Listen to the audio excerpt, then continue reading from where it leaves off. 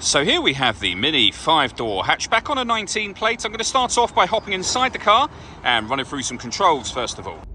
Okay, now that we're inside the car, we're going to start with the dials. On the left-hand side, we have the rev counter, we have the speedometer in the middle, and the fuel gauge over on the right-hand side. Also in the middle, you can see the total miles for the car. They are 17,860. Every push of the button on the end of the indicator stalk will give you a different piece of car or fuel economy information. You can also have your digital readout for the speedometer displayed there, as you can see.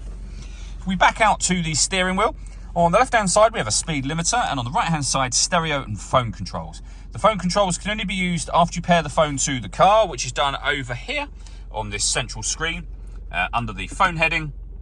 And then from there, you'll manage mobile devices. The movement I'm making on the screen is all being done using this dial.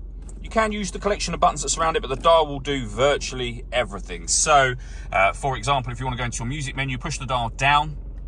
You can see we've got DAB and FM radio, Bluetooth audio, so you can stream your music wirelessly, as well as making and receiving phone calls, of course, and USB input. You can also pair your phone from this menu, as well as the phone menu that I showed you a moment ago. We have the main volume for the stereo just there, and then dual zone climate control. So you can adjust the passenger and driver temperature. You can increase and decrease the fan speed. You can determine what direction you'd like the air to be distributed in. And when you're happy with those settings, you can turn your air conditioning on. Same button will turn it off, or hit auto. The car will now maintain those temperatures for you by taking full control of the fan speed and the direction of the air. To override that, just press the auto button again, and you'll go back to whatever setting you had it on previously.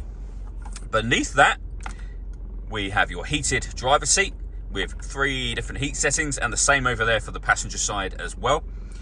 We can turn our traction control off and on again. This button starts and stops the engine. You can turn off the stop and start. This car is designed to cut out when it's stationary in traffic, which in turn will save you fuel. That system is turned off when that light shows, and we can turn the parking sensors on and off. We have a 12-volt charging socket with USB input, and then the gear lever for the fully automatic gearbox as well.